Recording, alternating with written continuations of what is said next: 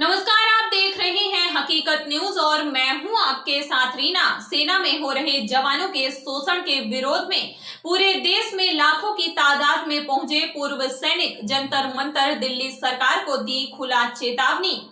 आज जंतर मंतर दिल्ली से पूर्व सैनिकों ने बनाया इतिहास। देश आजाद होने के बाद पहली बार जवान जेसीओ रैंक के पूर्व सैनिकों ने जवानों की जायज हकों के लिए जंतर मंतर पर धरना प्रदर्शन किया। ऐसा पहले कभी नहीं हुआ। वहीं मध्य प्रदेश के पूर्व सैनिक सबका सैनिक संघर्ष कमेटी के प्रदेश अध्यक्ष यज्ञ प्रताप सिंह, प्रदेश मीडिया प्रभारी सुखवंत मिश्रा, प्रदेश सचिव पुष्पराज सिंह की अगुवाई में सैकड़ों पूर्व सैनिक दिल्ली पहुंचे। प्रदेश अध्यक्ष यज्ञ प्रताप सिंह ने कहा कि पिछले 2 महीनों में देश के अलग अलग राज्यों में गए और जंतर मंतर पहुंचने का आह्वान किया। जंतर मंतर धरने में पूरे देश के सैनिक शामिल हुए और आजादी के 75 सालों में ऐसा पहली बार हुआ जब पूर्व जवान जेसीओ ने पहली बार जंतर मंतर से अपने जायज हकों के लिए केंद्र सरकार से आंख मिला के बात की। आज पूरे देश में मध्य प्रदेश के सैनिकों को जवानों के जायज हकों को इतने बड़े लेवल पर उठाने की शाबाशी मिल रही है। एक एक पेंशन के होने वाले 5 साल बाद रिवीजन में जवानों की मामूली पेंशन बढ़ रही है तो जेसीओ रैंक की पेंशन में 1 रुपए की भी बढ़ोतरी नहीं है। वहीं रिटायर्ड ऑफिसरों की पेंशन में हजारों की बढ़ोतरी है, जबकि 1 रैंक 1 पेंशन का मुद्दा ही छोटी उम्र में डिस्चार्ज होने वाले पूर्व जवान जेसीओ रैंक का है। मिलिट्री सर्विस में सभी रैंक की एक समान करते हुए 15,500 की जाए। युद्ध घायल जवानों की डिसेबिलिटी पेंशन एक समान की जाए। नए स्पर्श पेंशन सिस्टम से देश के हजारों बुजुर्ग सैनिक और बुजुर्ग सैनिक विधवाओं की पेंशन रुकी हुई है और नवंबर के बाद संख्या लाखों में हो जाएगी। फौरन तौर पर स्पर्श पेंशन सिस्टम को वापस किया जाए। 7 पे कमीशन में सरकार द्वारा जवानों के साथ भेदभाव किया गया। ऑफिसर्स का वेतन 2.81 और जवान का वेतन 2.57 के फार्मूले से गुणा किया गया। जैसे जवान किसी दूसरे देश के हैं, ऑनरेडी किसी रैंक को देते हैं तो उसका लाभ भी तो देना चाहिए। निंदा सैनिक मूल वेतन का 50% पेंशन लेता है। अगर उसकी मृत्यु हो जाए तो उसकी विधवा को सिर्फ 30% पेंशन दी जाती है। सैनिक विधवा की पेंशन 50% की जाए।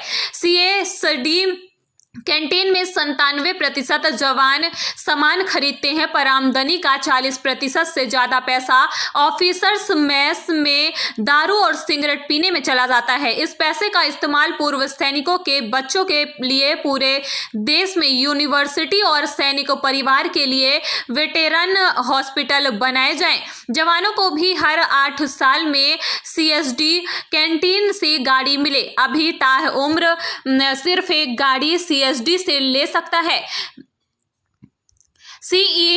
ECHS की सुविधा के लिए सिपाही से जनरल के हर माह 1,000 रुपए पेंशन से कटते हैं, पर ऑफिसर्स को हॉस्पिटलों में प्राइवेट वार्ड मिलता है और जवानों को जनरल वार्ड। सभी को प्राइवेट वार्ड की सुविधा मिले। सेना में चल रही सहायक आर्दली प्रथा को बंद किया जाए। ऑफिसर्स के शोषण से जवान आत्महत्या जैसे कदम उठाते हैं। सेना में चल रहे मिलिट्री कानून 1911 के हैं, जिनको आज के भारतीय सेना अधिनियम बनाए जाएं। इसके अलावा भी बहुत सारी जवान रैंक की मांगों के मांग पत्र को दिल्ली पुलिस के सहयोग से राष्ट्रपति, प्रधानमंत्री, रक्षा मंत्री तक पहुंचाया गया। हाँ, बताइए आपका नाम क्या है और आप कहां से आए हैं? मेरा नाम लासनायक यज्ञ प्रताप सिंह है और मैं मध्य प्रदेश से आया हूँ। यहाँ पर जो लगातार सैनिकों का सेना के अंदर शोषण किया जा रहा है, सरकार के द्वारा उनकी अनदेखी की जा रही, इस मांग को लेकर मेरे जो सबका सैनिक संघर्ष कमेटी है वो लगातार निरंतर जवानों के हक के लिए लड़ाई लड़ती रही है और आज हमारे जंतर मंतर में 2 दिन से लगातार अनशन चल रहा है, जिसका हम आज ज्ञापन सौंपे हैं राष्ट्रपति, रक्षा मंत्री और प्रधानमंत्री के नाम पर। हमने जनवरी तक का टारगेट दिया है। अगर जनवरी तक में अगर सेना के जवानों के शोषण के बारे में नहीं सोचा गया तो जनवरी के बाद उग्र आंदोलन होगा। इसकी जिम्मेदारी राज्य सरकार और भारत सरकार की होगी। आपको बता दें, हमारी जो प्रमुख मांग है इक्वल एमएसपी, समान डिसेबिलिटी पेंशन और युद्ध के दौरान जो जवान घायल होते हैं, चाहे वो अफसर हो चाहे जवान हो, दुश्मन की गोली ये नहीं सोचती कि अफसर है ये जवान है, जो गोली जिसको लगती है वो एक तरीके से लगती है, इसलिए जो डिसबिलिटी पेंशन है, कैटेगरी पेंशन है, वो समान होना चाहिए। सरकार के द्वारा जिस तरह से जवान को 25,000 डिसबिलिटी पेंशन दी जा रही है और एक अधिकारी को 2,51,000 डिसबिलिटी पेंशन दी जा रही है, ये बहुत बड़ी अनदेखी। इन सभी मांगों को लेकर आज जंतर मंतर में लगातार आप देख रहे हैं कि हजारों की तादाद में पूरे भारत देश से, हर प्रदेश से हमारे पूर्व सैनिक यहाँ इकट्ठा हुए हैं। और आने वाले समय में अभी तो सिर्फ हर प्रदेश से प्रदेश अध्यक्ष और उनके साथ में 10-20 लोग आए हैं। अगर जनवरी तक हमारी मांगों पर ध्यान नहीं रखा गया तो हमारा संगठन उग्र आंदोलन करेगा और हजारों ने लाखों की तादाद में हम जंतर मंतर में इकट्ठा होंगे। और देखता हूं कि सरकार हमारे सैनिकों के ऊपर क्या कार्रवाई करती है। अगर उनको गोली ही चलाना है तो हमारे सीने में चलाएंगे और हम सामने खड़ा होकर गोली चलाने के लिए तैयार हैं। इसी के साथ मैं जय हिंद, जय भारत, वंदे मातरम। प्रदेश अध्यक्ष ने ਇਹਨਾਂ ਦੀ ਟੀਮ ਨੂੰ ਮੈਂ ਬੁਲਾਉਂਦਾ ਨਾਲ ਤੇ ਇਹਨਾਂ ਨੂੰ ਅਸੀਂ ਸਮਾਂ ਅਲਾਟ ਕਰਦੇ ਹਾਂ 10 ਮਿੰਟ, ਚਾਹੇ ਉਹਨਾਂ ਦੇ ਵਿੱਚ 2 ਬੁਲਾਰੇ ਬੋਲਣ 3 ਬੋਲਣ, ਇਹਨਾਂ ਦਾ ਸਮਾਂ 10 ਮਿੰਟ। सबसे पहले मेरी परिचय तो आपको हेलो सबसे पहले मेरी परिचय तो आप तक पहुंच गई है। मैं सबका सैनिक संघर्ष कमेटी के सभी मेंबरों को शेह दिल से प्रणाम करता हूं और यहाँ पर पधारे हुए सभी लोग जो जिस पद के पर आसीन है उनको मैं प्रणाम करता हूं। जय हिंद, जय भारत, वंदन करता हूं। जिस तरह से सर ने बताया, मैं यज्ञ प्रताप सिंह लस नायक यज्ञ प्रताप सिंह में 2017 में सहायक सिस्टम के खिलाफ सेना के अंदर एक आंदोलन किया था, जिसमें सेना मेरे ऊपर बहुत बड़ा एक्शन किया था और लगातार 2 साल में सेना के कस्टडी में रहा। शुक्रगुजार है सबका सैनिक संघर्ष कमेटी के नलिन तलवार सर, हरवाल सर, कपिल सैलानी और एडवोकेट जॉर्ज पीजे का, जिन्होंने मेरा केस लड़ा। मेरे ऊपर देशद्रोह लगा हुआ था, कोर्ट मार्शल बैठा हुआ था।